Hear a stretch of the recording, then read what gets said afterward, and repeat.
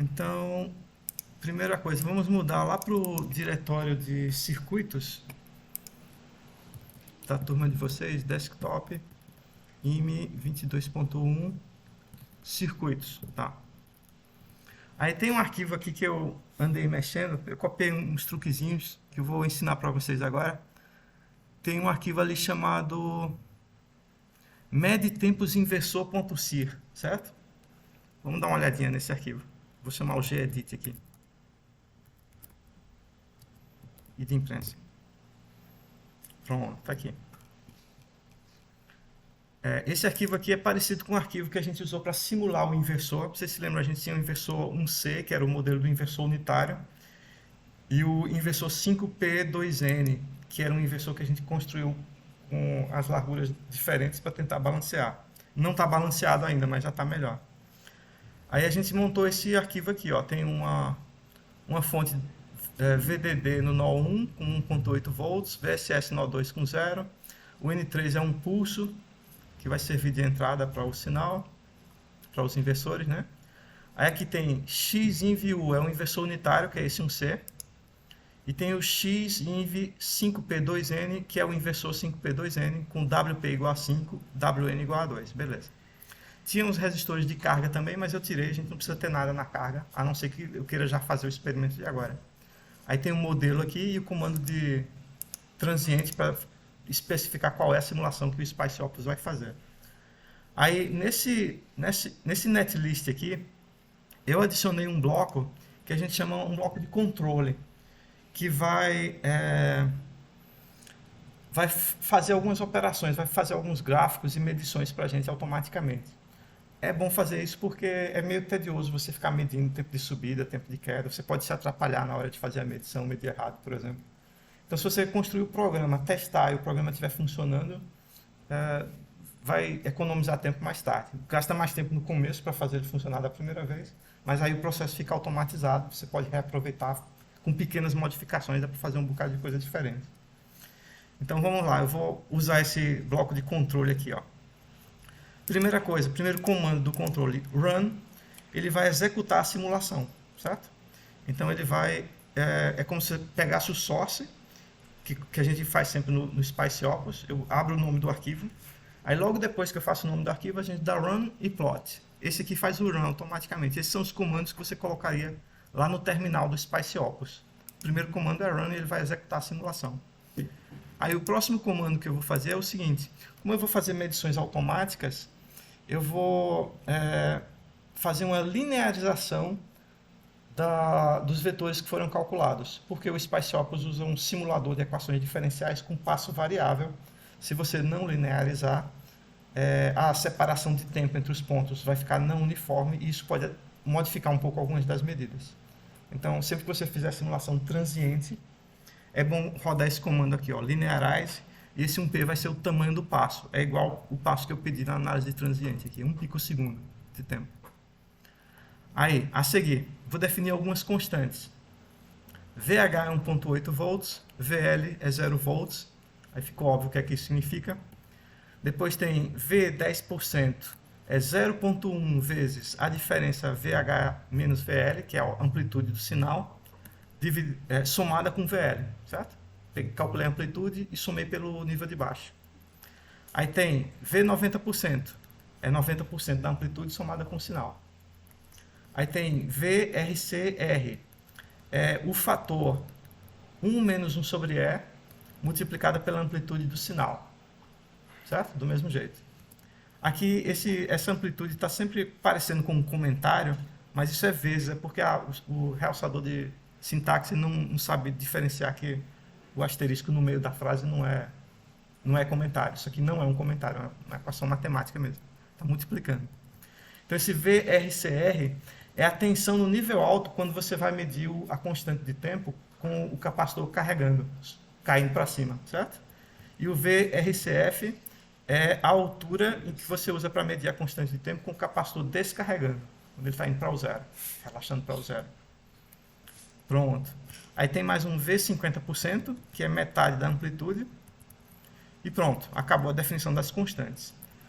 Eu não sei se vocês perceberam, mas essas constantes aí é o que a gente precisa para medir a constante de tempo, por exemplo, tempo de propagação, tempo de queda, tempo de subida, certo? Vamos lá, são alturas. Essas coisas, esses tempos são medidos olhando o tempo que demora para o sinal atingir aquela determinada altura. Beleza, vamos lá. Agora, abreviando os nomes dos sinais de interesse. Eu estou fazendo aqui, ó, eu estou definindo uma variável chamada in, que vai ser igual a tensão no nó 3, que é o sinal de entrada. Se a gente olhar lá em cima, o sinal de entrada, ó, é o pulso. Aí tem Alt1 é a tensão no nó 4, Alt2 é a tensão no nó 5. São as saídas aqui dos inversores. Ó. N4 é o inversor unitário, N5 é a saída do inversor semi-balanceada. Aí vamos lá. Agora, ajustar o tamanho da janela e fazer um gráfico. Esses comandos aqui, ó. Plot win width é a largura e win height é a altura da janela onde vai aparecer o gráfico. Porque ele sempre faz um gráfico pequenininho, eu quero já começar com um gráfico maiorzinho. Aqui tem um comando plot. Esse é igualzinho ao comando plot que a gente normalmente coloca no Spice Opus. Está fazendo o gráfico da entrada, saída 1, saída 2. E dando um offsetzinho para a gente poder identificar essas ondas separadas. Como a gente faz no Spice Opus toda vez. Aí vamos lá. Agora vem a parte interessante. Aqui eu vou fazer a medição desses tempos automaticamente. Para isso a gente usa uma ferramenta que é um cursor, ele chama de cursor. É como se fosse um índice de um vetor que ele vai usar para buscar eventos que você especifica na sua análise do sinal. Então aqui eu tenho um cursor in que vai começar no valor 0. E aí esse comando cursor aqui, ele vai usar o cursor in, deslocando para a direita no sinal in, que é o sinal de entrada, até ele encontrar a tensão V50% pela primeira vez numa subida. Certo? É isso que está escrito aqui nesse comando. Ele vai procurar o primeiro evento de subida onde o sinal in atingiu 50%. Andando do 0 para a direita. Aí essa informação fica guardada no valor da variável cur_in. Ela vai ser o índice do vetor onde esse evento aconteceu. Se você multiplicar pelo tempo, dá pico-segundo, pelo dt, daí pico-segundo. Beleza, então eu vou guardar isso aqui no cursor de entrada. Aí depois eu estou zerando os cursores 1 e 2. Aí, cursor C1 vai andar para a direita, analisando o sinal Alt1 e parar quando chegar em 90%, numa queda. Depois, o cursor C2 vai analisar também o sinal 1 e parar quando chegar em 10% numa queda, pela primeira vez. Então, veja só, as posições no tempo do cursor 2 e do cursor 1, elas vão encontrar o ponto onde ele passou por 90% da altura e 10% da altura do sinal Alt1 quando ele estava caindo. Quem é a diferença de tempo entre o cursor 1 e o cursor 2? Quem é isso que é 90%? A distância em tempo entre 90% da altura e 10% da altura, o que é isso? 80% da altura.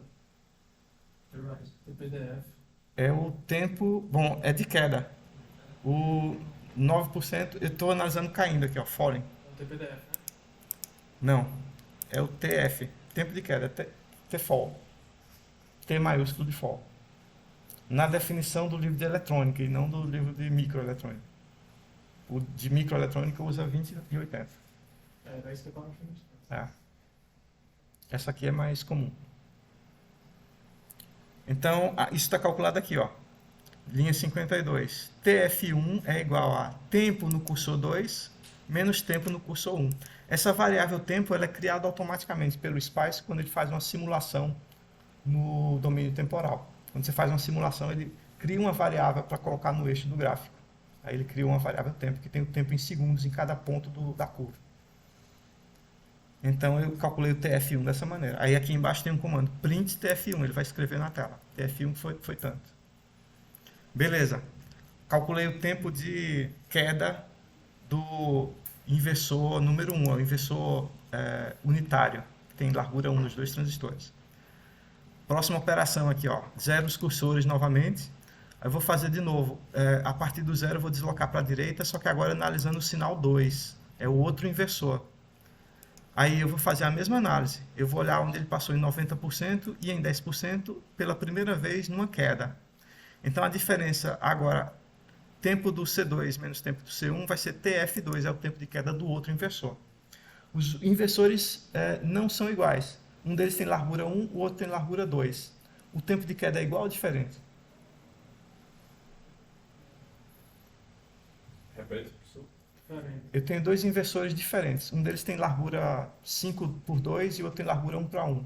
Os tempos de queda na saída deles são iguais ou diferentes? São diferentes, né? É mesmo? São diferentes mesmo? Qual argumento para dizer que é diferente? O atraso é diferente. O atraso deve ser diferente, é. Mas o atraso de queda é diferente. Se eles tivessem a mesma relação WP sobre WN, seria igual, porque eu reduzi a resistência de um fator de K e aumentei a capacitância de um fator de K. Só que aqui não é 1/1 e 2/2, é 1/1 e 5/2. E agora? São iguais ou diferentes?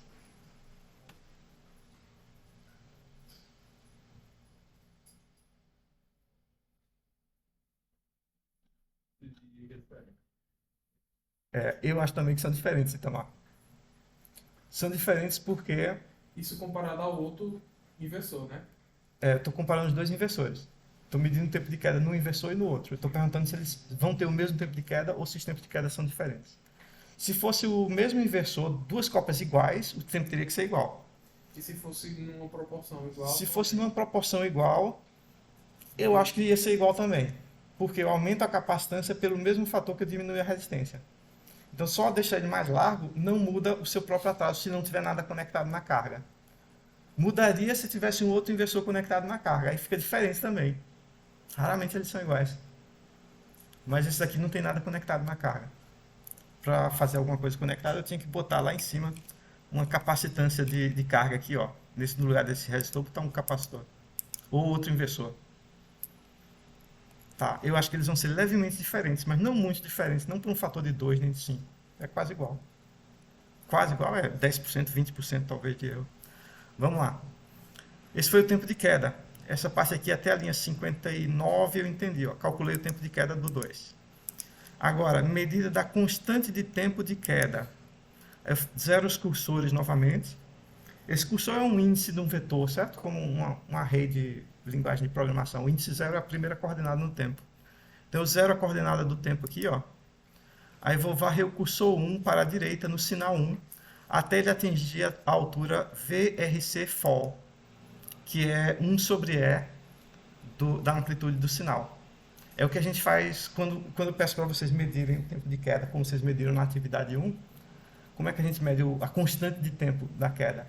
Você olha uma parte da curva que ela está caindo, calcula 1 sobre E da altura final e desloca o cursor até aquela posição. É isso que eu estou fazendo aqui. Eu estou deslocando o cursor do zero até a primeira vez que ela atingir a altura VRCF caindo.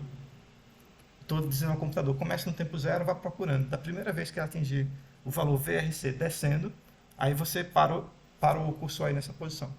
E aí o cursor vai ficar com esse valor do índice do vetor armazenado na memória. Beleza. Aí aqui, ó, tal F2, eu pulei, né? É igual, é a mesma coisa. Isso foi para o cursor 1 no sinal 1. Aí o tal F1 vai ser o tempo do cursor 1 menos o tempo no cursor de entrada. Tempo no cursor de entrada.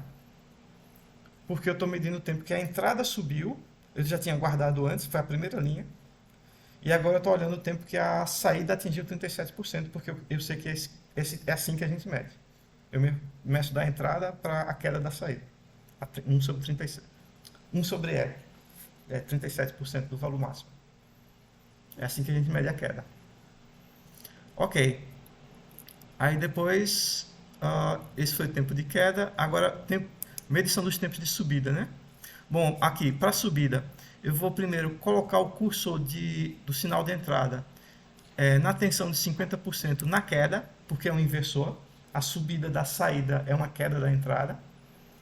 E aí refaz as contas, trocando a ordem aqui, ó, na subida. Primeiro eu vou passar no 10%, depois 90%, e troco o following por rising. Aí ele vai medir o tempo de subida na saída do inversor número 1. E escreve aqui, ó, TR1 vai ser tempo do cursor 2 menos tempo do cursor 1. Aí escreve na tela. Aqui, ó, depois faz a mesma coisa no sinal 2. Aí eu vou usar o sinal 2 para ir de 10% a 90%. Aí guarda no valor TR2. Depois mede a constante de tempo de subida. Para a constante de tempo de subida, eu vou usar o sinal, a altura VRCR. VRCR é diferente de VRCF. Um é 1 sobre E na queda e o outro é 1 menos 1 sobre E, porque está caindo para cima. Lembram disso, né? Vocês usaram isso para fazer a medida da atividade 1. Pronto, medimos o tempo constante de tempo de subida nos dois, tal R1 e tal R2. E no final, depois que eu fizer todos esses cálculos, aí vem o resultado. Ó. Razão entre as constantes de tempo tal R sobre tal F. Eu vou chamar R1 para o inversor número 1, é tal R1 sobre tal F2. E R2 é tal R2 sobre tal F2. Aí escreve esses dois valores na tela para a gente ver aí o balanceamento dos dois inversores que a gente fez. Se eles estiverem perfeitamente balanceados, essa razão deveria ser 1. A gente sabe que o unitário não está desbalanceado e a gente fez a medida manual. Aí eu deixei aqui anotado, ó, na aula passada, uma aula anterior, a gente fez aqui, ó, medições manuais no inversor unitário.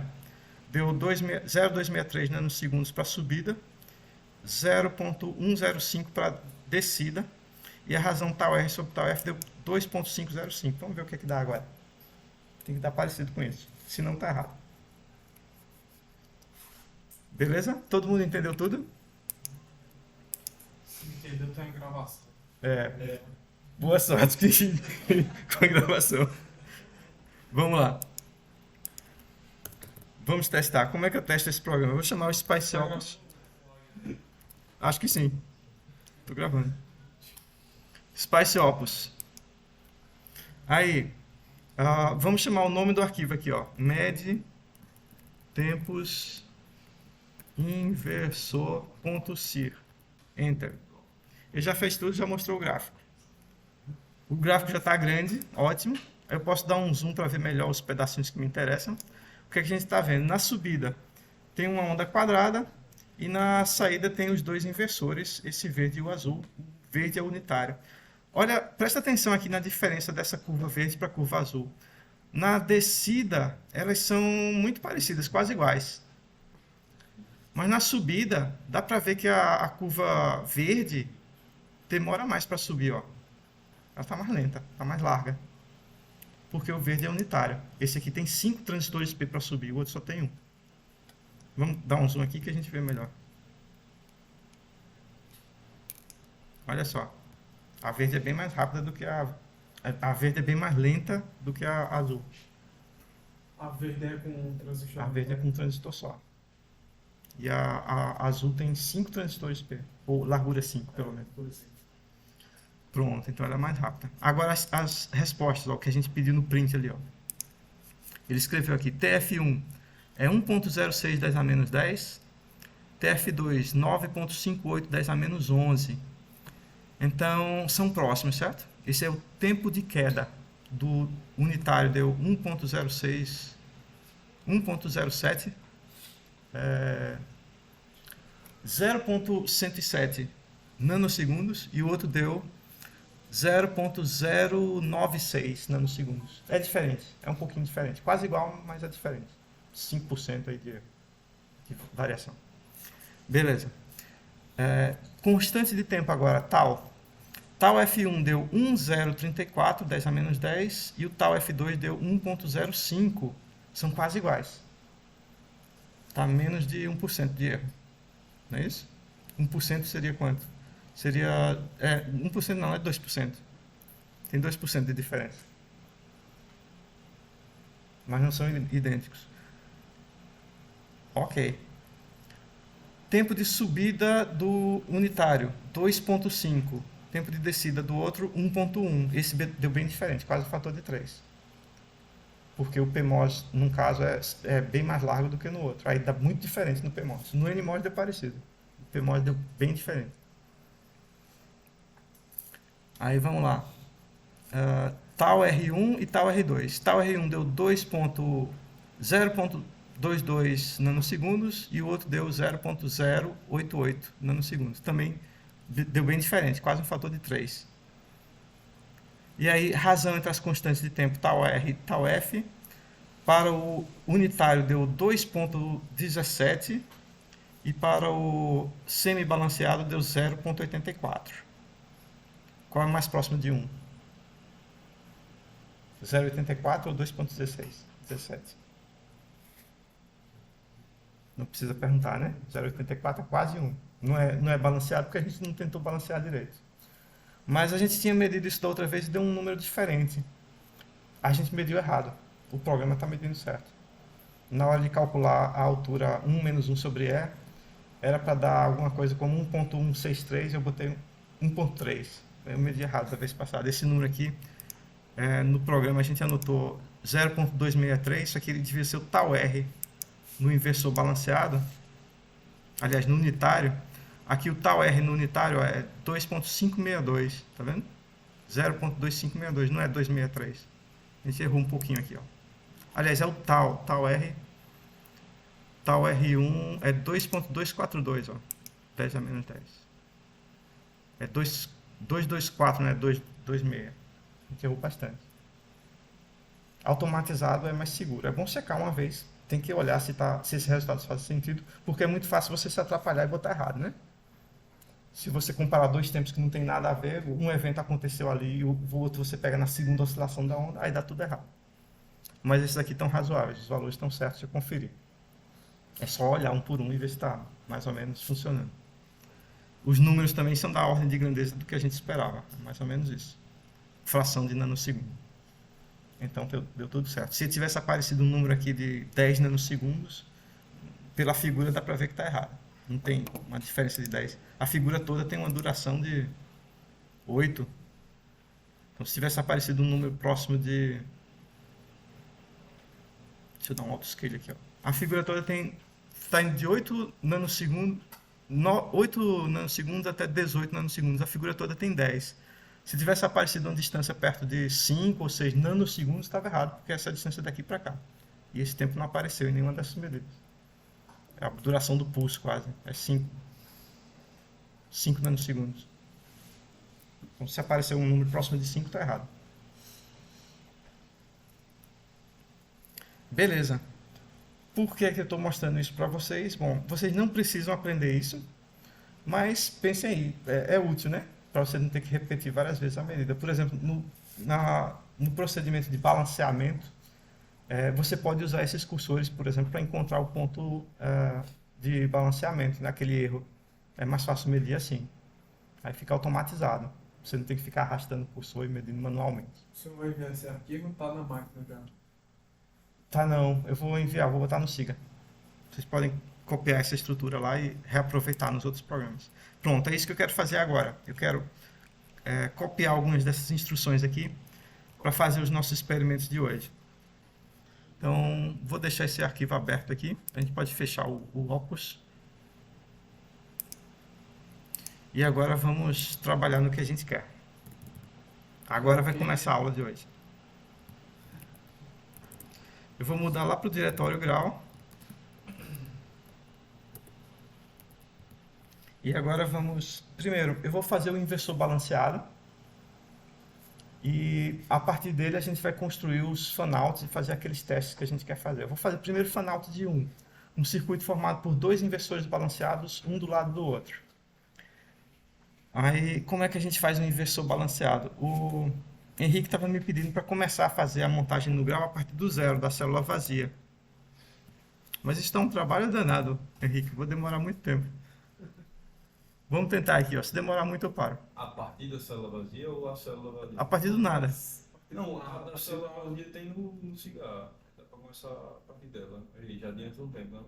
Eu queria pegar já o inversor pronto e modificar o pronto. Mas o vídeo dele fazendo? Dele fazendo a célula vazia tem. Tem. Pronto, então vamos pegar o inversor pronto. Eu vou abrir aqui, ó. Pega a célula ali, ó. Hein?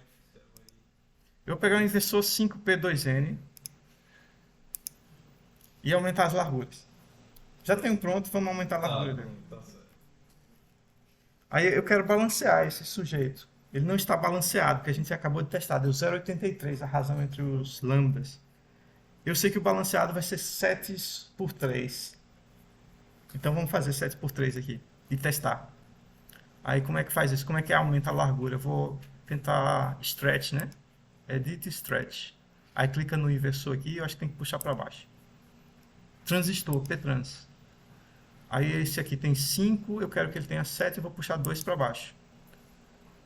Ó, 0, 1, eita, meu mouse está saltando aqui só. 1, 2, pronto. Acho que agora tá. Vamos contar aqui a largura dele, vamos verificar se está certo. Cadê? Sumiu. Ctrl Z. Dados. Eu quero olhar a largura dele direitinho aqui. É só contar o número de bolinhas. Eu não sei se vocês conseguem ver aí no quadro, mas eu estou vendo na tela.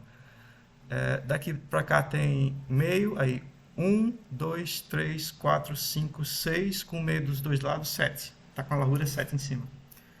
Aí eu vou alargar também esses segmentos de material PDIF aqui, só para cobrir essa partezinha vermelha. Não precisa, mas eu acho que fica mais bonito. Vamos dar um stretch.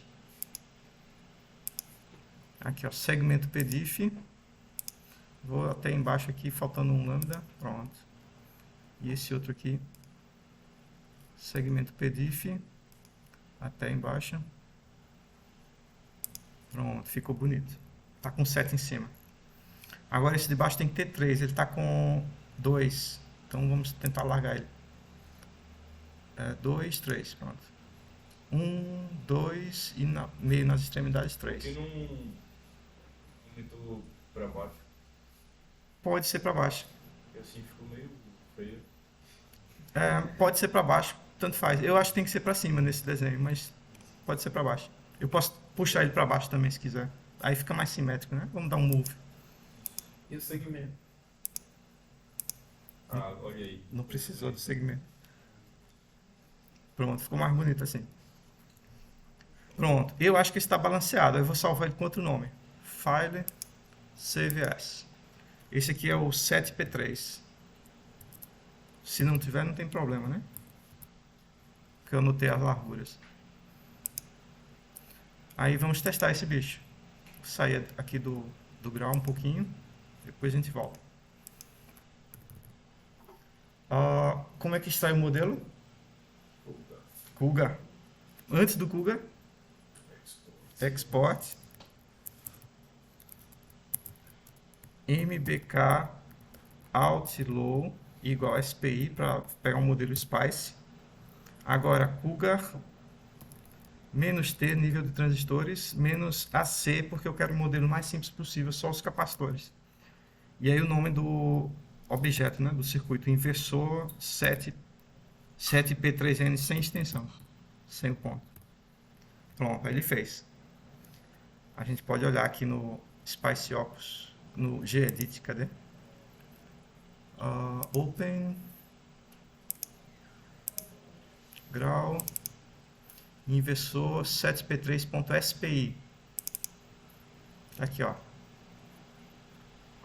Olha só, esse circuito é tão simples que a gente consegue ler o código Spice e entender o que é que está escrito aqui. Tem um inversor TP com largura 7 micron e um inversor TN com largura 3 micron, exatamente o que a gente pediu. E ele calculou as áreas e perímetros também, até eu sei calcular esse perímetro. E botou as capacitâncias aqui, ó, C4, C3. Tem apenas 4 capacitores e 2 transistores. Super fácil. Eu nem precisava do grau para fazer do Kuga para fazer isso para mim. Eu sei fazer esse modelo. O que me interessa aqui é a interface, é dizer onde é que ele está conectado. Mas é a mesma interface para todos os inversores, A, VDD, VSS e Y. Então não vou nem copiar, já sei que é igual. Agora a gente pode ver aqui no nosso programa que mede os tempos e eu posso adicionar essa simulação. Vamos botar mais uma aqui. Ctrl C, Ctrl V. Aí eu vou botar o 7P3. 7P3N. E vamos adicionar aqui, ó.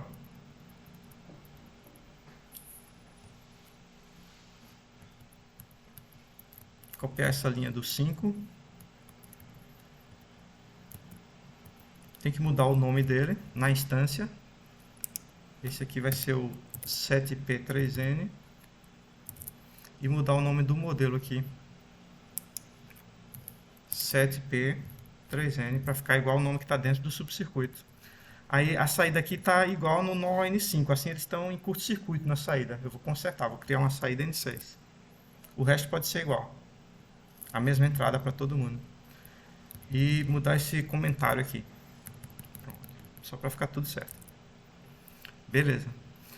Aí agora eu podia copiar lá nessa parte do controle. Eu quero, por exemplo, medir as razões do tal para ver se ele está realmente balanceado.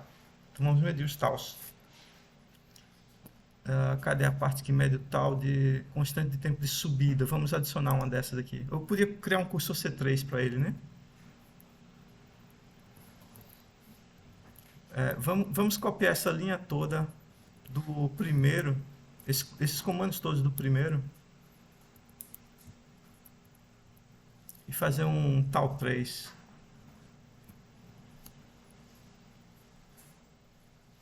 Acho que é isso. Bom, tá ficando complicado o programa. Vamos consertar aqui, ó. Print tal R2. Aí eu vou começar zerando um cursor. Vamos criar um cursor novo. Let C3 igual a 0.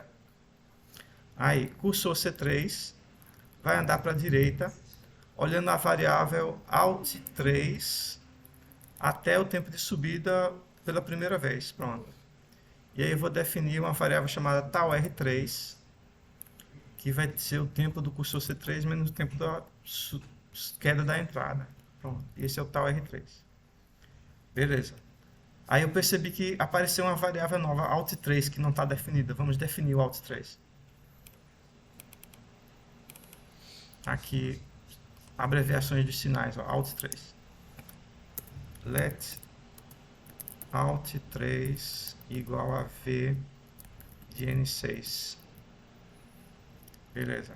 Calculei o tempo de subida do 3. Agora vamos calcular o tempo de queda. Onde é que está calculando o tempo de queda? A constante de tempo, né? Constante de tempo de queda aqui, ó. Eu vou copiar o do 2 e mudar o nome.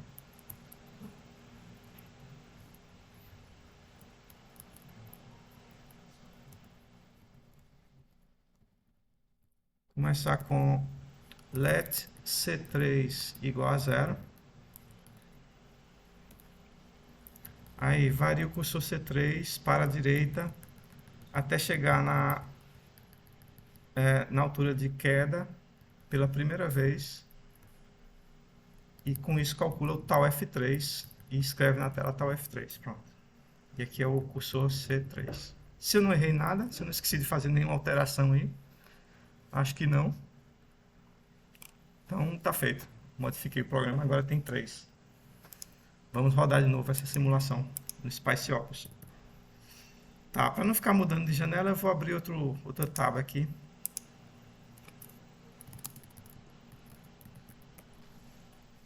Vamos lá. Spice Opus. Posso chamar logo aqui Mede Tempos e Independência. Esqueci de fazer o gráfico. Mas não tem problema, eu não quero nem olhar o gráfico. Eu quero a razão entre os taus. Aí tá aqui, ó, ele calculou o tal do outro, deu tal F3 deu 9.1 10 a menos 11 e tal R3 8.1 10 a menos 11. Não está completamente balanceado do ponto de vista do tal. Eu posso calcular a... Eu acho que está certo, né? Diminuiu. Tal F3, tal R3. Não está perfeitamente balanceado não, mas na análise DC eu acho que vai ficar. Eu posso calcular aqui a razão. Vamos ver, print tal... Eu quero tal R ou tal F. R3 dividido por tal F3. Deu 8.9, chegou mais perto. O outro estava 8.1, mas ainda tá longe, eu queria 1.0. Não estou conseguindo balancear no tempo. Eu acho que é um problema metodológico. A maneira de medir os tempos está errada. Por causa daquela subida que ele dá no começo. Aí ele não vai relaxar do ponto certo. Era isso que Júlio tinha reclamado da vez passada. A entrada não é uma função suave, é uma função descontínua. Aí com isso ele tem um salto na saída antes de começar a cair, e isso atrapalha as medições. Tá, uma maneira de corrigir esse salto é você produzir na entrada uma onda mais suave, ou ao invés de conectar direto numa fonte de tensão, botar uma resistência finita, porque isso vai causar uma corrente finita e vai limitar os saltos das tensões no sinal. Então, uma maneira fácil de corrigir isso seria adicionar aqui um resistorzinho na fonte do pulso. Ó. Por exemplo, eu vou deixar esse sinal aqui no nó intermediário. Vamos chamar N. Vamos inventar um novo nome aqui para a fonte de entrada. Bota o quê?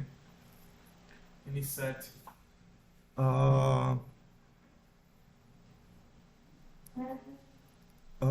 Vou chamar N13.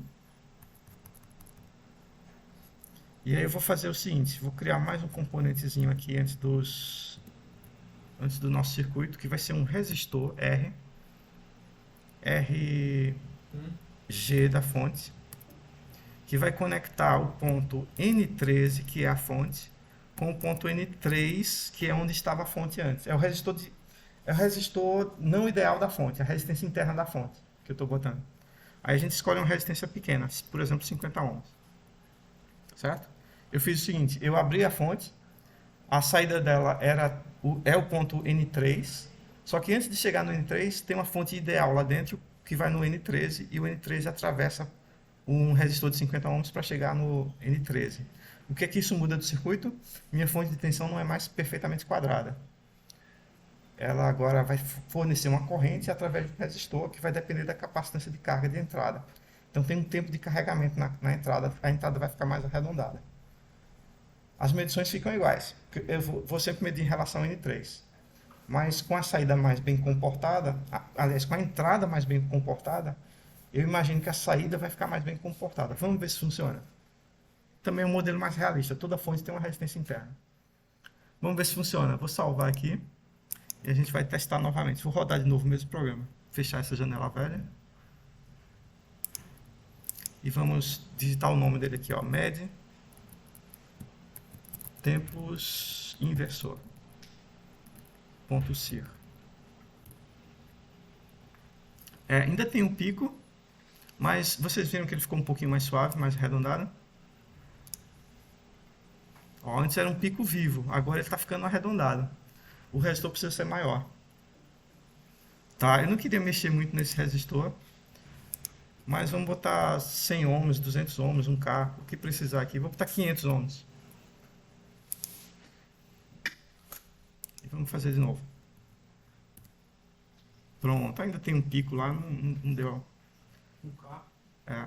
Eu vou parar por aqui, pronto. Observe o que aconteceu com a curva de entrada. Na entrada, a gente não tem mais uma onda perfeitamente quadrada. Isso aqui está parecendo mais com um sinal real, né? Ela tem um rabinho aqui de carregamento. E veja que esse rabinho não é um capacitor ideal carregando. Ele tem umas distorções, ele não é perfeitamente reto como você esperaria num capacitor. Deixa eu dar um zoom. Vamos olhar a entrada aqui de perto, olha só. Ela tem umas deformações aqui. Isso acontece porque a capacitância do gate é não linear. Quando o gate vai carregando, ele muda de capacitância. Aí a capacitância não é constante no gate. É uma aproximação, você dizer que ela é constante. Esse gráfico aí é da fonte ou da tensão medida no gate? Esse gráfico é a tensão medida no gate, que é uma fonte não ideal, alimentando um capacitor, alimentando um transistor.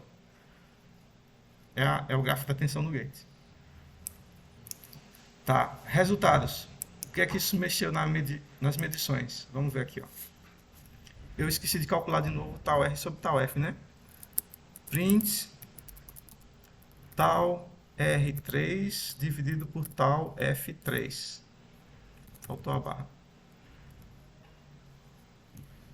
Tal R3 dividido por tal F3. Deu 8.7, piorou. Tá menos balanceado. Tá, então deixa pra lá, a medida tá boa. É isso mesmo. Ah, alguns dos números mudaram ali, ficaram um pouquinho diferentes, mas não mudaram muito não. Porque eu estou sempre pegando da metade da altura da subida e é isso que importa para o nosso modelo. As razões de balanceamento, ó. A razão 1 caiu de 2,5 para 1,853 e a razão 2 diminuiu para 0,83. Antes era maior um pouquinho, piorou um pouquinho. Tá. Mas para verificar se está balanceado, a gente não deve se basear nos tempos propriamente. O tempo é mais um resultado. E ele vai depender da carga, né? O que interessa é fazer a análise DC. A gente pode tentar fazer essa análise DC para verificar que esse 7,3 está balanceado. Vamos dar uma olhadinha aqui.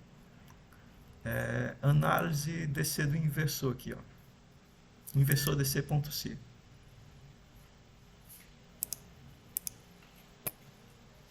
Pronto, aqui é o unitário.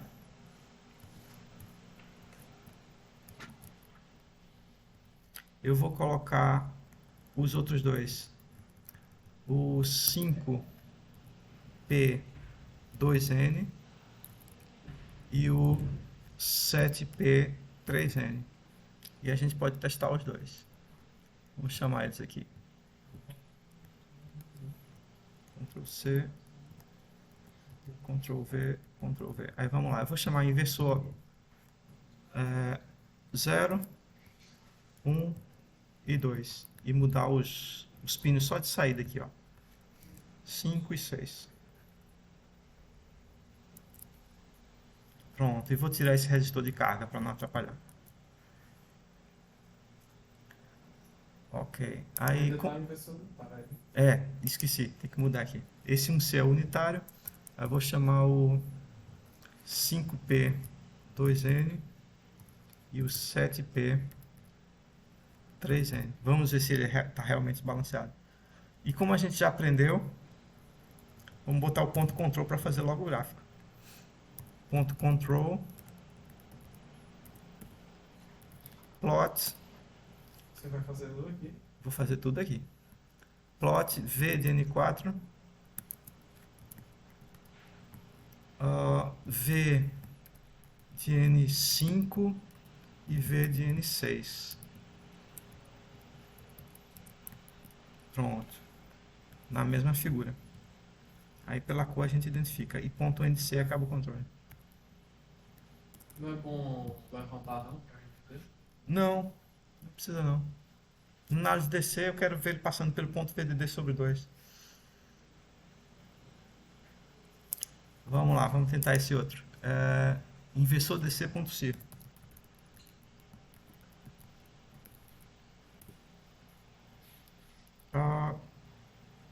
Ué, variação DC, esse gráfico tá velho. Inversor DC.C. Que figura é essa? Essa tá no tempo, não é isso que eu quero não. Acho que ele misturou as fontes. Oi? Ele mostrou o gráfico errado, né? Ele não fez o programa, não executou o programa. End of netlist, ele disse que não achou o ponto N. Eu errei aqui, ó, é ponto NC. Pronto. Tá errado. Ele mostrou o programa velho. O resultado do programa velho. É ponto NC no lugar de ponto N. Agora tá certo. Não, ainda não. Ainda tem um erro. Linha 21. Ponto DC, vem. É porque tá V6, né? N6 ali. No plot. O último V. V de N6, é mesmo. Tá, mas antes disso teve um erro na linha 21, cadê?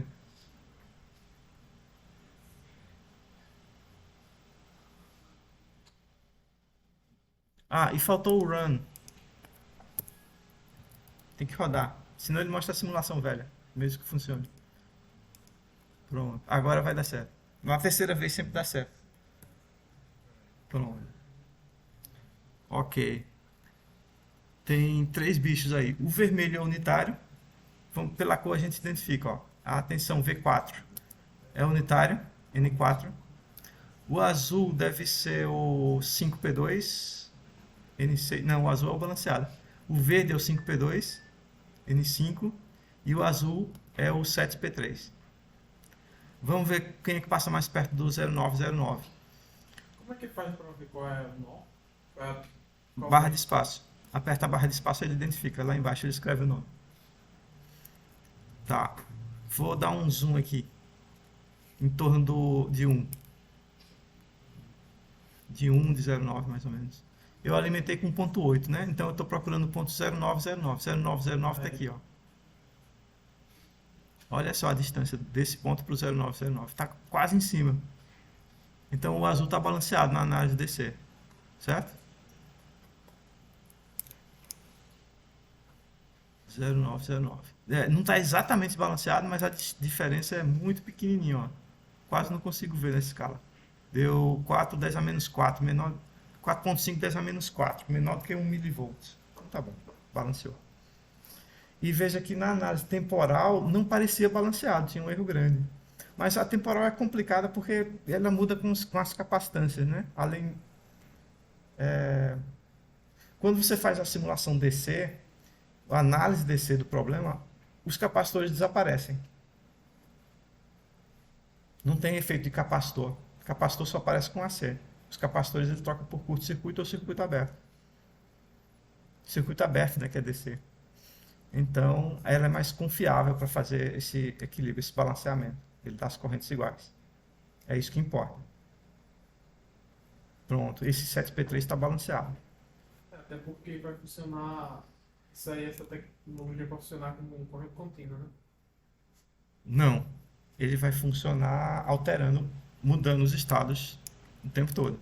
Se fosse corrente contínua, você ligava e a máquina não calculava nada nunca. Ou então botava o clock super lento para ela calcular e ficar parada. Eu quero que ela opere em alta velocidade. Quanto mais rápido ela operar, melhor. Por isso que a gente está tão preocupado com os tempos. O tempo é a parte mais importante, porque eu quero que ela funcione super rápido, para poder vender mais caro. Você quer pagar mais por um computador rápido ou lento? Pronto, o 7P3 está balanceado, embora no tempo não pareça, certo? Não parece porque os capacitores lá atrapalham as medições e não são lineares, etc.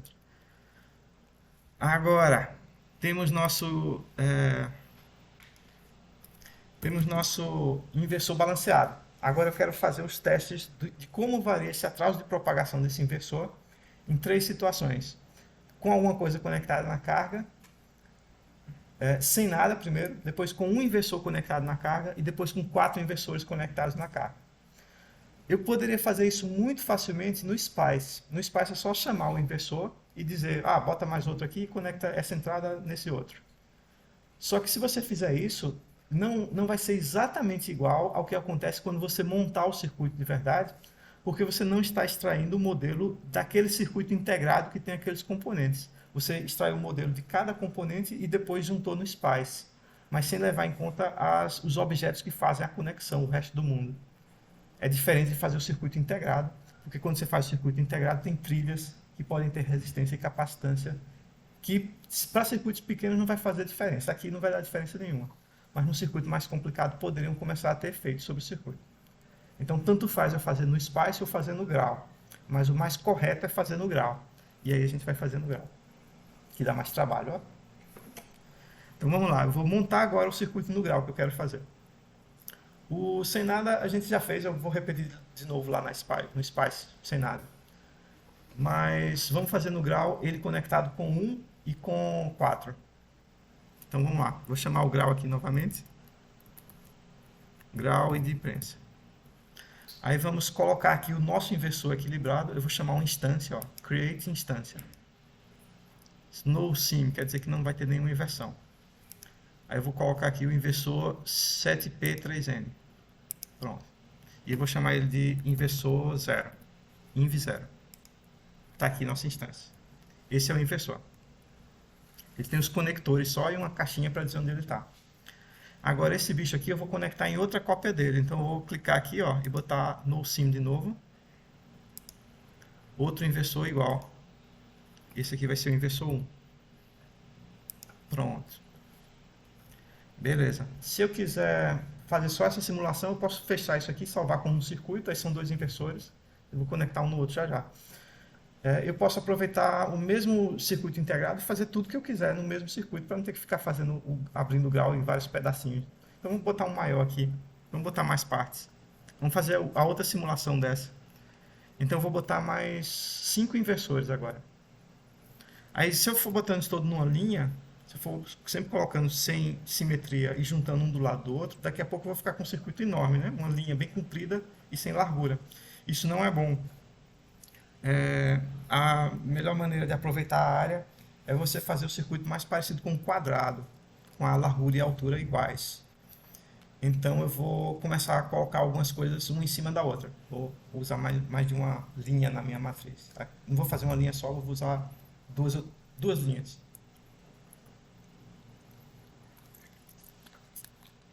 Aí vamos lá. Era bom um pouquinho de planejamento, mas eu acho que eu vou ficar com uma célula vazia no final, então tanto faz. Bom, primeiro vamos fazer essa conexão aqui. Como é que eu conecto a... Conecta a saída. Tá, já que a gente está fazendo aqui de graça, vamos botar mais um. Vamos botar 3. Eu vou medir o do meio. Inversor 2. Tem 3 inversores, certo? Eu vou medir o do meio. Mas o do meio vai entrar no número... O inversor 1 vai entrar no inversor 2. Então eu vou puxar uma conexão aqui, ó, da saída dele para a entrada do outro. Eu posso puxar uma conexão de alumínio direto, daqui, alumínio 1, do Y para o A, daqui para cá. O que é que vocês acham? Posso puxar o alumínio daqui para cá? Bom, tem que tomar cuidado com o seguinte. Se você puxar o alumínio direto, pode ser que você dê um curto-circuito com coisas que estão lá embaixo na instância e que não estão aparecendo nesse desenho.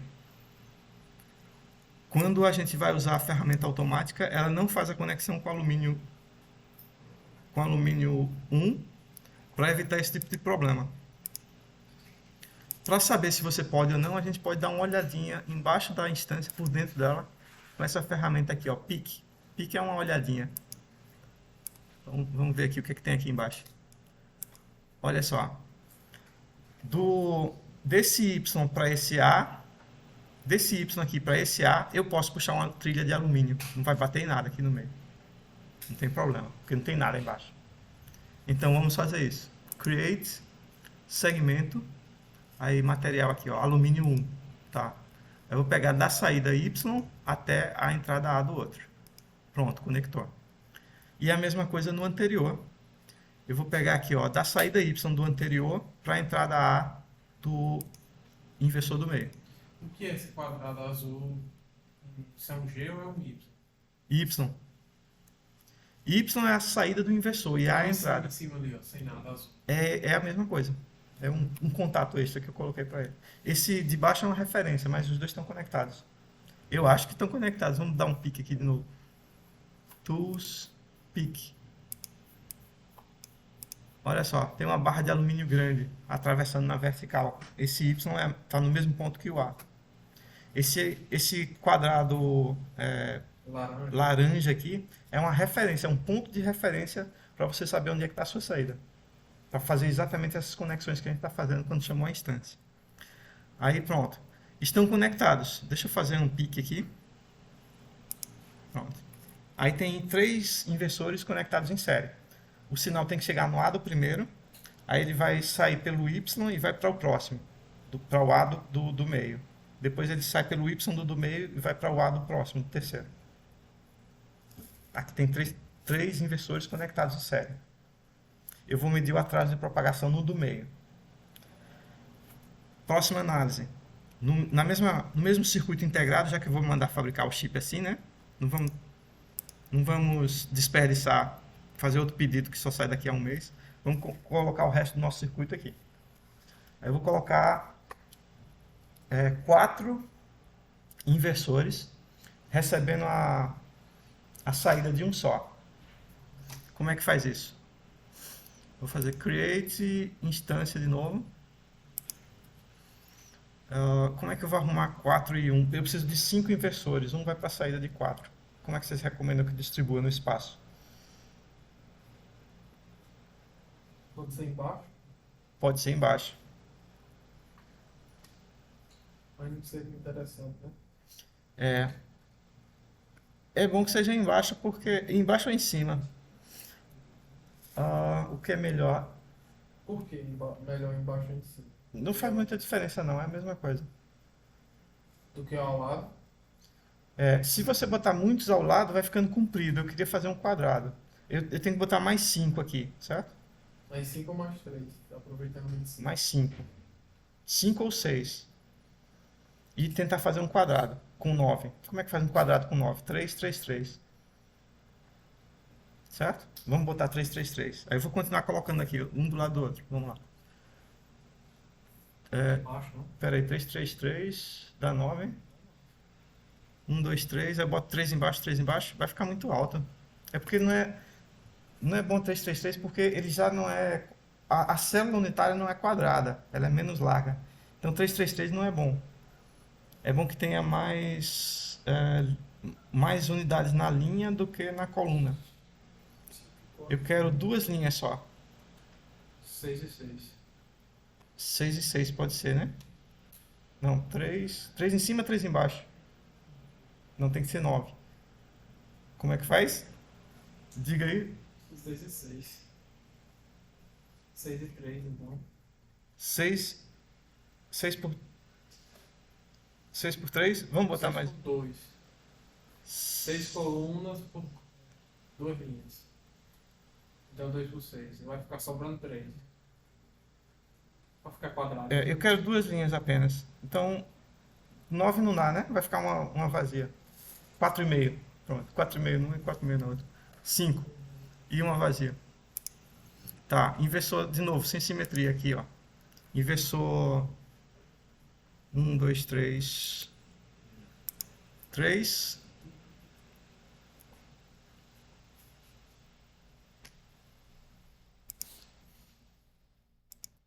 Quatro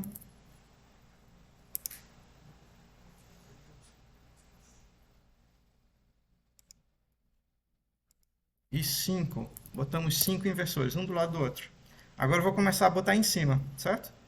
Aí para colocar em cima, eu não posso botar sem simetria, porque os de cima vão conectar o VDD que está aqui em cima com a trilha debaixo do outro, que é o VSS. Aí vai dar curto-circuito, vai pegar fogo quando você ligar. Eu vou fazer com simetria de inversão na direção Y. É a imagem espelhada dele com o espelho na horizontal. É isso aqui, ó, sim Y. Aí eu vou botar eles aqui, ó, do começo. Começando aqui no cantinho. Inversor 7 com simetria Y. Esse é o 5, 6. Olha só o que ele fez. O VDD está para baixo, ó, e o VSS está lá em cima. E o Y está deslocado para baixo, porque antes estava para cima, a partir do meio. Aí continua. Inversor 7, de novo.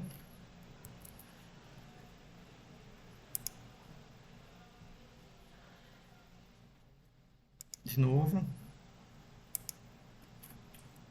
8. 3, 6, 9. Já deu, foi?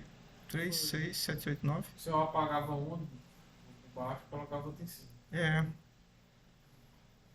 Eu pensei que ia dar melhor assim, eu errei. Era 5 só, eu botei 6 embaixo. Tá.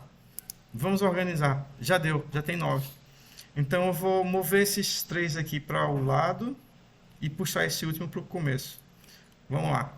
Window, Move. Aí eu seleciono as instâncias aqui. Movo para cá de 20 lambda, né? 15 lambda, que é a largura da célula. Pronto. E agora eu pego esse aqui e movo ele para cá. Pronto, ficou bonito. Ficou bonito assim. Tá certo o VDD? Tá não, o VDD tá ao contrário, ó. Deu um curto-circuito aqui, ó. O VSS tocou no VDD. Não tem problema, é só apagar. Create, não, Edit, Delete. Pronto. Vou apagar esse inversor. Qual é o número dele? Tá bom. 0, 1, 2, 3, 4. Eu apaguei o 5, vou botar o 5 de novo. Create instância. Aí eu esqueci qual era a simetria, eu acho que é a Y.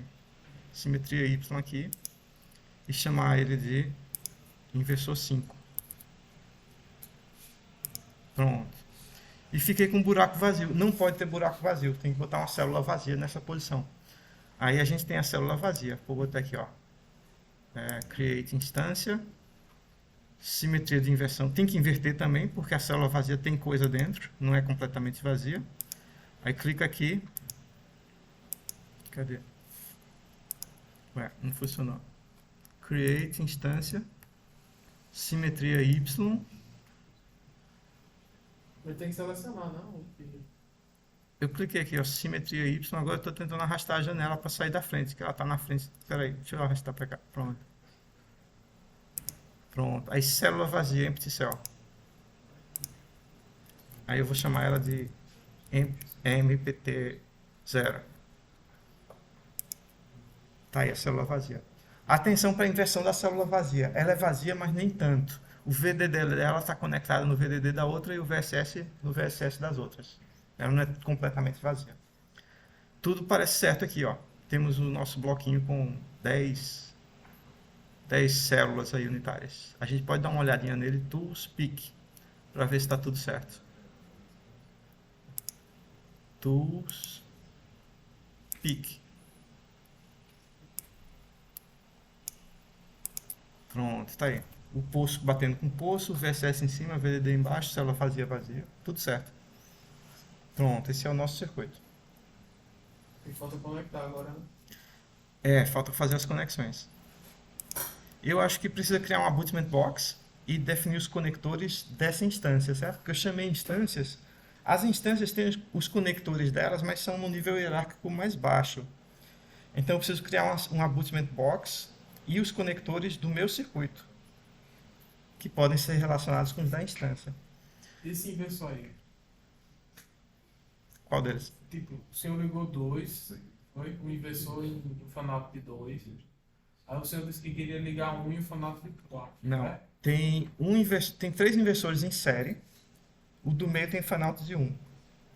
E depois eu coloquei mais 5.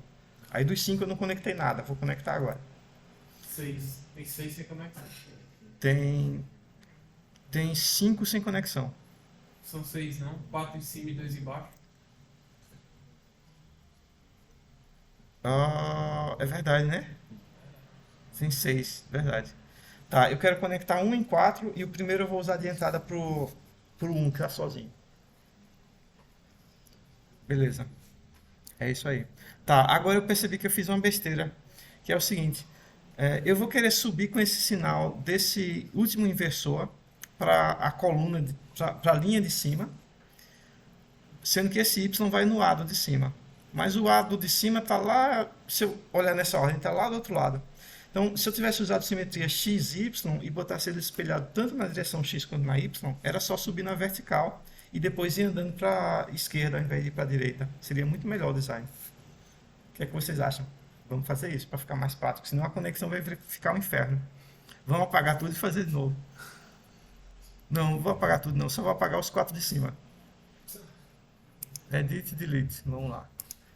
Esse e esse. Aí a célula unitária, a célula vazia, eu vou mover para lá, para o outro canto. Tem uma mais, né? Então, se eu quiser deletar. Mas eu vou deixar. Eu vou fazer igual de baixo, para a entrada ficar suave. Pronto, beleza. Agora eu vou recolocar os inversores de... Aqui tem 2, 3, 4, eu vou colocar de 5 até o final, voltando com simetria de inversão no X e no Y, certo? Vamos lá. Create, instância, simetria XY. Tá, aí vamos lá. Eu vou clicar aqui nesse cantinho. Inversor 7P3. Esse aqui vai o inversor INV5. Certo? Acho que agora tá certo.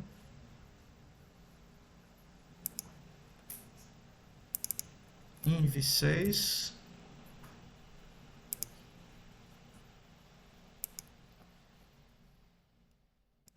INV7.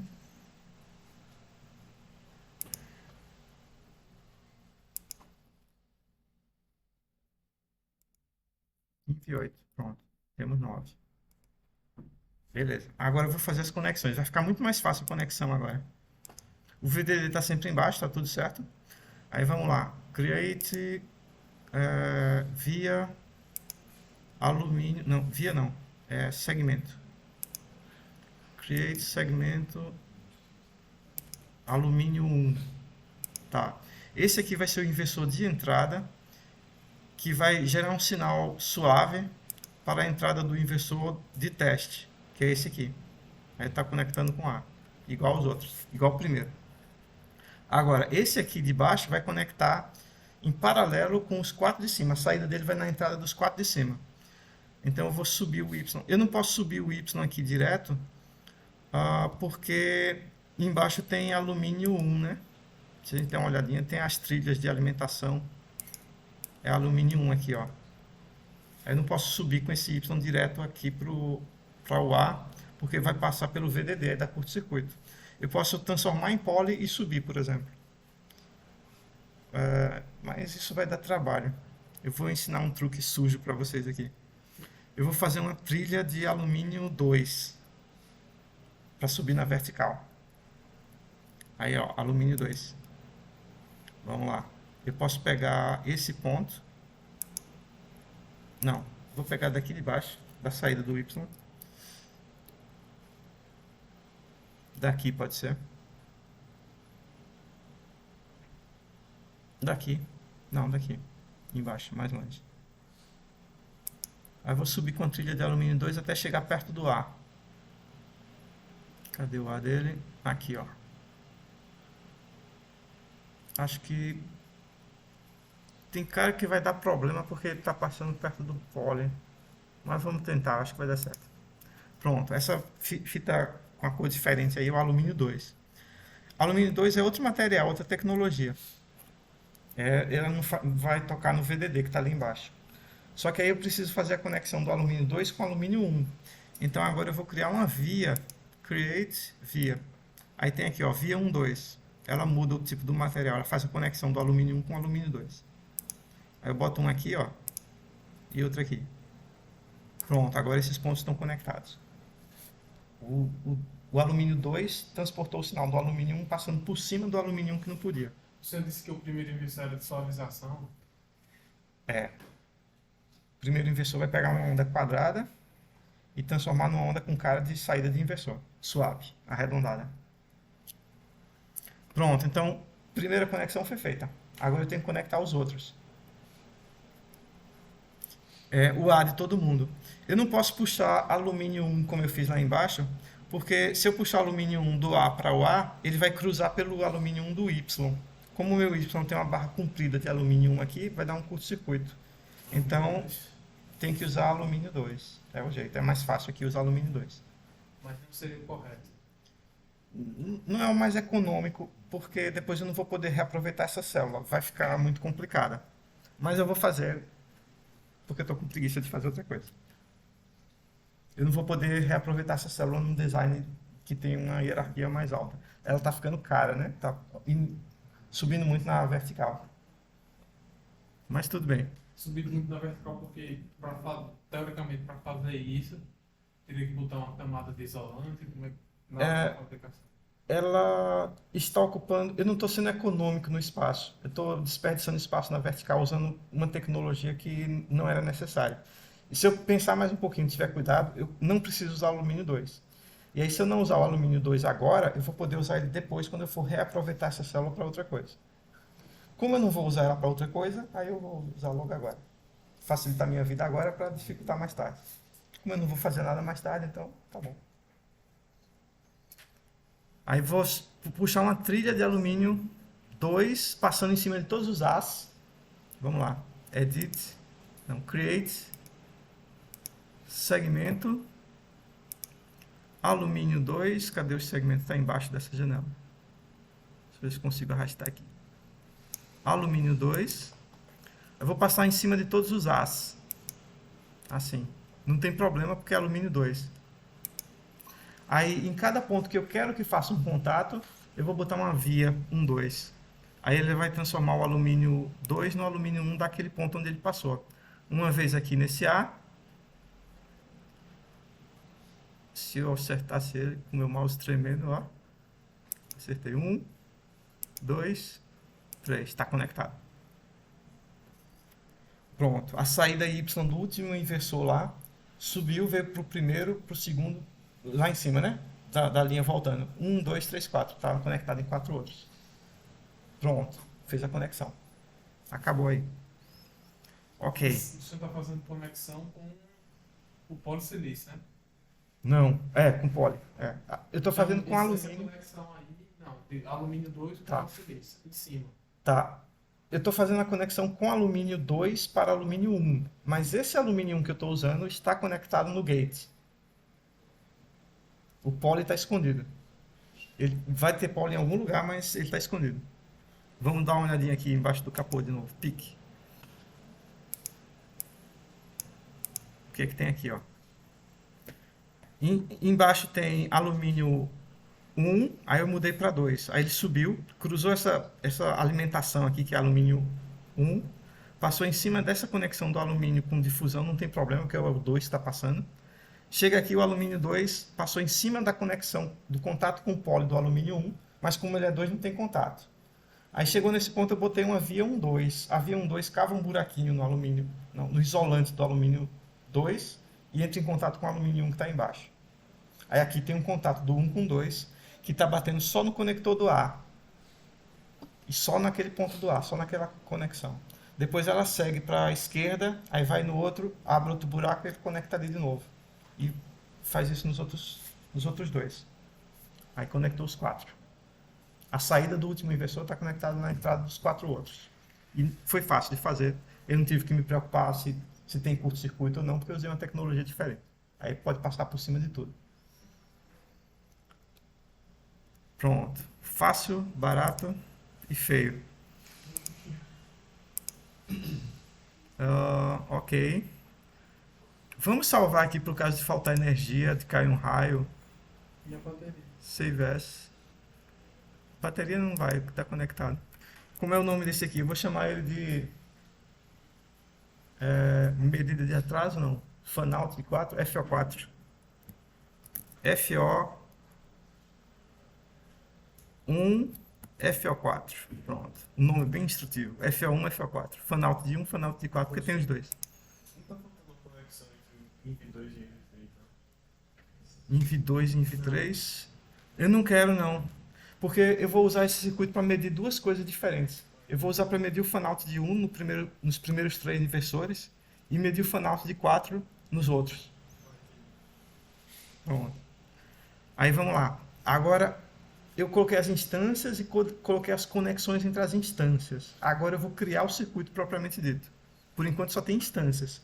É como se eu estivesse escrevendo um programa em C, por exemplo. Aí eu escrevi várias conexões entre funções diferentes. Agora eu vou criar a função main ao redor dessas conexões que eu fiz e dizer quem são as variáveis de entrada e de saída. Vamos lá. Aqui, ó, create abutment box. Aí isso aqui é a minha instância, esses são os parênteses, os colchetes da função main. Vai ser esse bloquinho aqui, esse é o meu circuito. Pronto, fechou. E agora eu vou dizer quem são as variáveis de entrada e de saída, que são os conectores. Create connector. Aí vamos lá. Todo ponto que você quiser ver sinal de entrada ou de saída tem que ter um conector. Quem são esses pontos? Vai ter uma entrada 1 aqui em cima desse A. Eu vou chamar de A1. É a entrada do primeiro, inversor que vai gerar o sinal para analisar o fanout de 1. Certo? Pronto. Beleza. Aí a saída disso aqui vai ser uma onda invertida, que vai entrar no inversor do qual eu vou fazer a análise do fanout, do atraso. Então a entrada vai ser esse outro ponto aqui. Eu vou criar um conector nessa posição. Esse aqui eu podia chamar de Y1 ou A2. É melhor chamar de entrada Suavizado. Entrada do FO4, entrada do FO1 e F1 e F1. Pronto. Mas pra quê? Só pra gente medir, né? Esse é um dos pontos que eu tenho que medir. O outro eu tenho que entrar com um sinal. Esse aqui eu tenho que medir para medir o tempo de atraso. Porque o atraso tem que ser entre a entrada dele e a saída dele. E o atraso é sempre entrada e saída. Vamos lá. IF1. Tá. Agora, na saída dele, eu vou medir a saída OF1. OF1. Beleza. Agora, entrada 2. Esse aqui eu vou chamar de A2. E a saída do A2 é a entrada IF4. Entrada do fan out de 4. E a saída do de 4 é esse aqui que está conectado em todo... Não, me atrapalhei. Esse aqui é a saída do fan out de 4 é esse aqui. Esse aqui é OF4. Saída do fan out de 4, beleza. Aí eu marquei um IF4. É IF4 mesmo esse? É, né? Porque o inversor de teste é esse aqui. Esse está gerando sinal, esse é o de teste.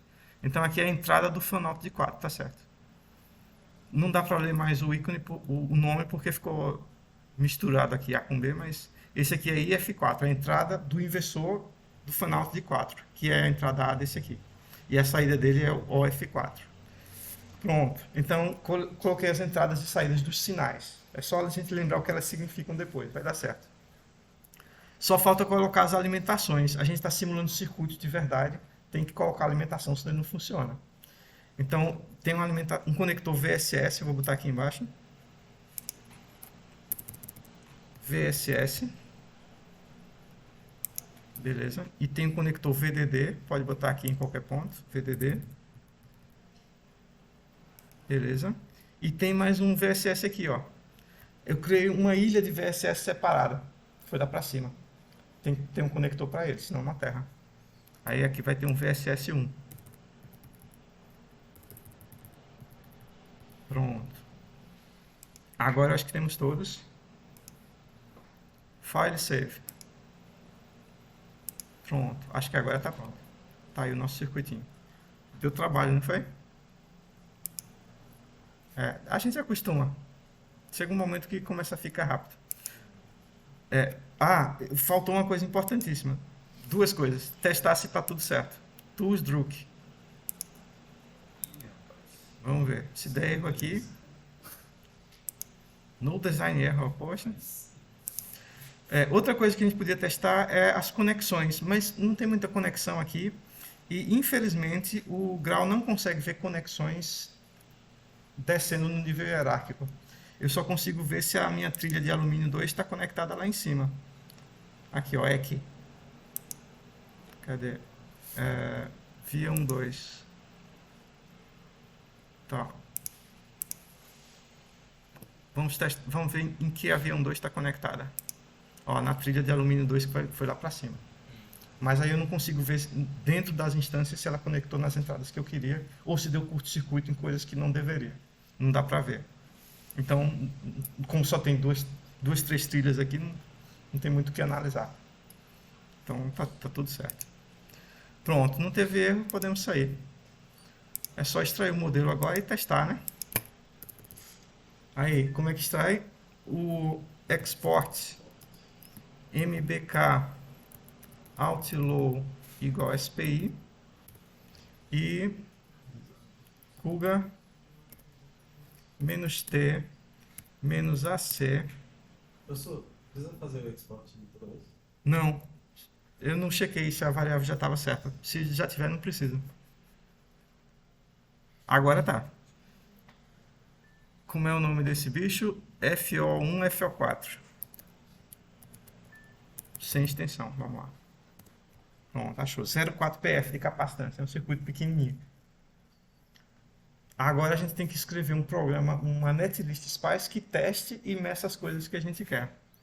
E como já está chegando perto do final da aula, eu acho que não vai dar tempo de fazer isso hoje. Ótimo exercício para vocês fazerem, ó.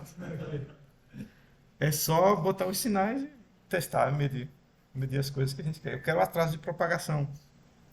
Vamos ver a interface aqui desse circuito. Deixa eu abrir ele. Cadê o SPI? Open FO1 FO4.SPI. Está aqui.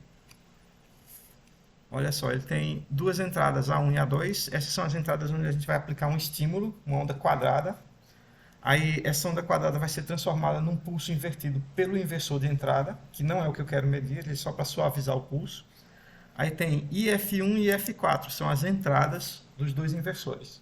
O inversor que vai analisar o fan-out de 1 e o outro é o inversor que vai analisar o fan-out de 4, o atraso, né? E tem as saídas desses inversores, OF1 e OF4. Depois tem uma alimentação VDD e duas alimentações VSS, porque tem uma delas que está lá em cima, isolada da outra. Aí quando eu conectar a mesma tensão nas duas, vai dar certo. A gente tem que copiar essa interface aqui, porque ela é complicada de lembrar, né? Deixa eu ver se eu copio essa linha. Ctrl C. E agora a gente pega um programa como esse aqui, que mede os tempos do inversor, salva ele com outro nome, File Save As. Aí como é que a gente vai chamar esse? FO4, né? FO4.cir. Ou podia ser FO1, FO4. Pronto, salvei com outro nome. Aí edita esse e faz ele funcionar. Vamos lá. Análise. Vamos mudar o nome aqui para não ficar com o nome errado. Análise dos tempos de atraso de propagação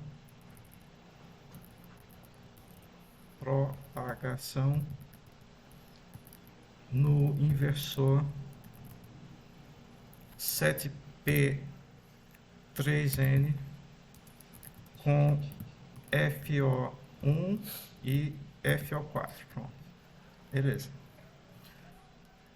Análise dos tempos de atraso. É do atraso, né? Dos atrasos.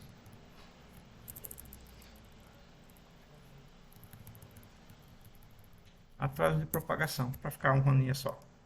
Aí quem é o circuito que vem aqui? Eu só preciso do... FO1, FO4. .SPI. Posso apagar esses outros dois. E aí eu vou colar a interface dele aqui, que é diferente da do inversor.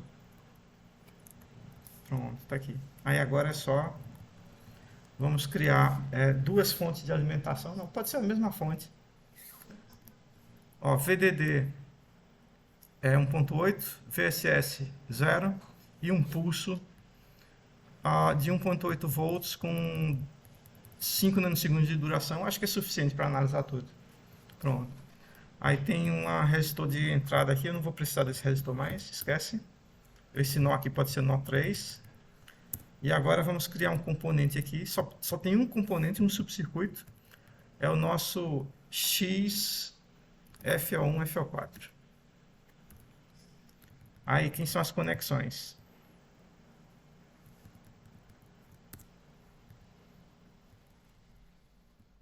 Quem são as conexões nesse circuito, nesse subcircuito? A1 é quem? Eu estou lendo a interface na linha 8. E vou indicar o nó onde eu vou conectar o sinal daquela interface, daquele ponto. A1 eu vou botar o quê? O pulso VIN, nó 3. A2, pode ser nó 3 também. IF1, o que é que eu boto no IF1? IF1 é um dos sinais que eu quero analisar, ele já está sendo gerado internamente por um dos inversores. Então eu vou criar um nó novo aqui chamado de nó 4. Aliás, para ficar mais fácil, eu vou chamar esse nó de 14, certo? Porque eu vou me lembrar, um na frente significa que é do primeiro grupo que eu estou analisando. IF4, aí eu vou chamar de nó 44. Pode ser? OF1. É melhor um nome mais informativo. Esses nomes estão muito ruins. Vamos chamar esse nó IF1 de IF. Eu acho que pode chamar de F. IF1, IF4, OF1, OF4, VDD é nó1, VSS é nó2 e o VSS1 pode ser o nó2 também. Pronto. E agora o nome do circuito. FO1, FO4. Pronto, acabou. Aqui está montado o circuito. A maioria desses nós aqui são pontos que a gente está sondando, né? Eu só defini um ponto e a gente olha a tensão nele. Tu poderia ter só uma fonte ali, em vez de tipo, conectar o VSS no terra? Não, conectar o VSS no terra. Ah, pode. VSS pode ser no terra.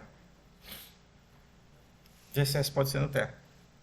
Eu só não boto no terra porque você pode usar uma tensão diferente de zero e às vezes a gente quer medir corrente. Eu nunca medi corrente aqui, devia ter medido uma vez, mas às vezes você quer medir corrente e bota uma fonte. Aí o senhor não bota no terra porque o senhor quer medir corrente. Se você quiser medir corrente, você bota uma fonte de 0 volts. Aí pergunta quanto foi a corrente na fonte. Então podia botar um resistor, né? Pode botar um resistor de 0 ohms. 0 ohms. Sim. Você não quer afetar o circuito, né? Não pode botar nada diferente de zero. Pronto. Vamos apagar esses resistores de carga.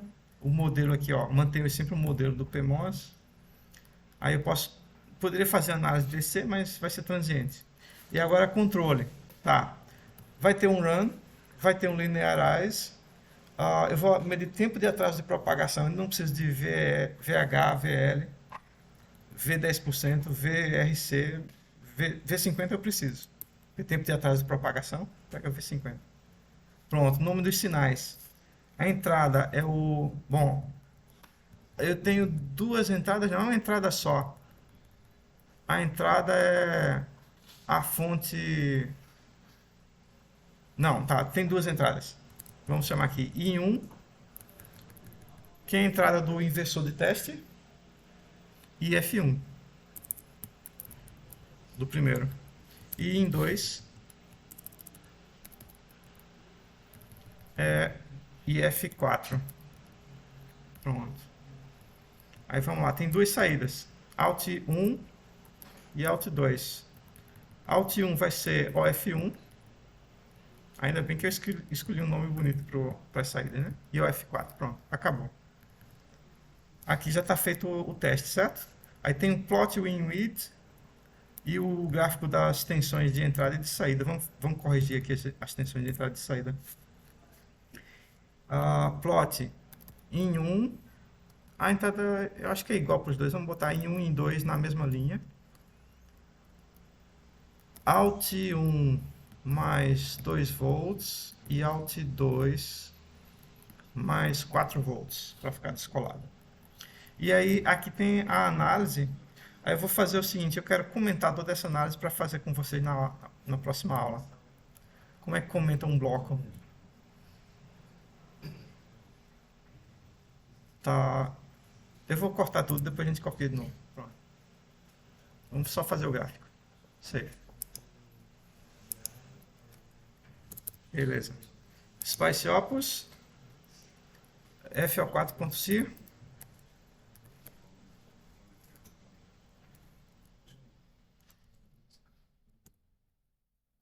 Pronto, tá aí. Ok. Aí está a resposta, pessoal. Eu não medi os tempos ainda, mas está funcionando. Ó. As duas entradas estão quase idênticas. Tem um pouquinho diferente. Se você prestar atenção, tem uma linha vermelha passando embaixo da verde ali. Mas a entrada é quase igual, porque o sinal de entrada é um inversor alimentando outro inversor igual. Não muda nada. A entrada é pouco afetada pela saída. Agora, as saídas estão bem diferentes.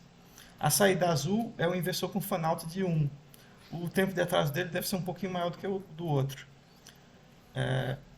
A saída rosa é o fan-out de 4. O tempo de subida dele está 4 vezes maior, pelo menos, do que o outro. Está bem distorcido. Ele está fazendo um esforço enorme para subir. É isso que a gente chama de atraso de esforço. Só faltou medir agora e a gente vai botar os comandos a seguir na próxima aula. Beleza? Vamos fazer chamada duplicadas rapidinho.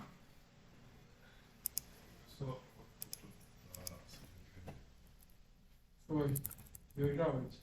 É, eu estou pensando aqui, o que é que vocês acham? Vocês querem adiar para outra semana?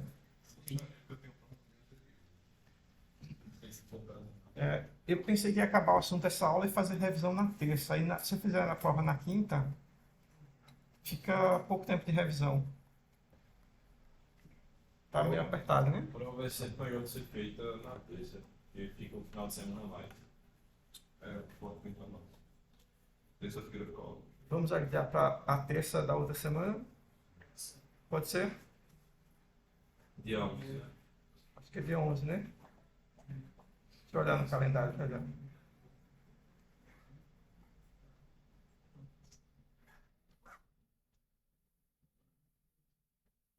Já pode começar a trazer a dúvida aí das provas antigas. Se eu não botou não. Ia ter começado desde quando apareceu a prova antiga. Verdade. Professor, na prova, como é que você cobra essas questões de grau, essas coisas do prática, né? Não entra não. Não, fazer um circuito no grau, não. Eu posso mostrar um circuito no grau e perguntar que circuito é esse. Desenhar não dá, né? Desenhando papel. Mas traga uma canetinha colorida na prova, vai ser útil.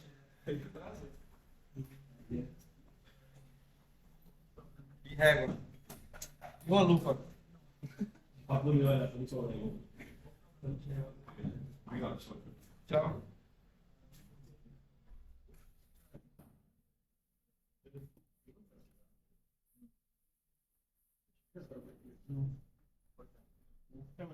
Até mais.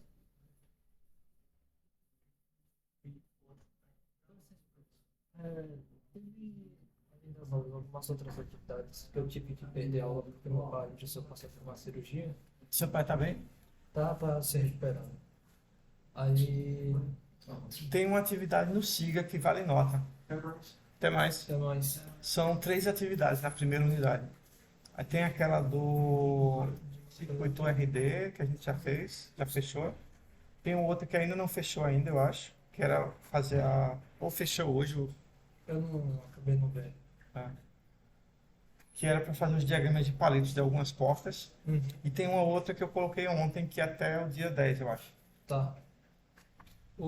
Para justificar as faltas, eu mando para você os comprovantes de presença lá no hospital ou falo com a coordenação Ah, para tirar as faltas que eu tive desses dias?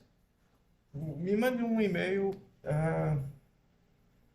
Se você disser as datas do hospital, tiver um documentozinho. Não, Você Miguel? oi? Você quer Miguel? Não, ele acabou de sair. Fala com. Eu tenho. Quer dizer, eu escanearia, eu tenho os documentos comigo. Aí eu mandaria Certo. para o senhor. Pronto, basta me mandar um e-mail com as datas, não tem problema não. Tá, aí retiraria as fotos no caso, né? Pronto, quanto à atividade, a primeira eu perdi, aí essas últimas duas eu mando pro seu e-mail ou como eu faço? Pode mandar por e-mail. Eu vou pedir o PDF para você no caso. Você me diz que. Essa do diagrama de palitos, essa última. Pronto, você manda um documento dizendo que teve uma justificativa para não entregar no prazo e eu dou a nota integral. Não precisa fazer? Hum? Ah, tá. Tem que fazer. Tá, sim. Tem que Dá fazer. a nota integral, gente. Como assim? É porque normalmente quando tem atraso eu diminuo a nota por Sim, 20% cada semana de atraso. Entendi. Mas no seu caso o atraso é justificado, aí é a nota total. Ah, tá, entendi. Em eletrônica também vai ser a mesma coisa, só que acho que só teve uma atividade. Foi. Eu acho que eu passei a segunda atividade de eletrônica agora há pouco. Ontem. Ontem, né? Foi, acho que Ainda foi. para entregar no caso, né? É. Teve mais alguma coisa além dos assuntos perdidos? Assim, das aulas? Não. Não. Bastante coisa. Tem algumas listas de problemas e alguns arquivos e avisos que eu dei durante as aulas, mas está tudo no SIGA. Todo mundo siga. Pegando o PDF, dá para acompanhar, né? Tá. Pronto. Então a prova de microeletrônica vai ficar para a próxima terça, nessa na outra. Então ainda bem, dá para estudar um pouco mais. Ok. Obrigado, viu, professor? Assim que eu chegar em casa, eu mando e-mail. Beleza. Dê uma olhada na turma virtual, nas Eu duas vou- disciplinas. Vou baixar todos os PDFs. Pronto. Estudar esse final de semana. Pronto. Tem um bocado de coisa. É, muita coisa. Principalmente essa parte do grau e de simulação, tem que ver direitinho. É. Então, vamos perder. Até a próxima. Até a próxima.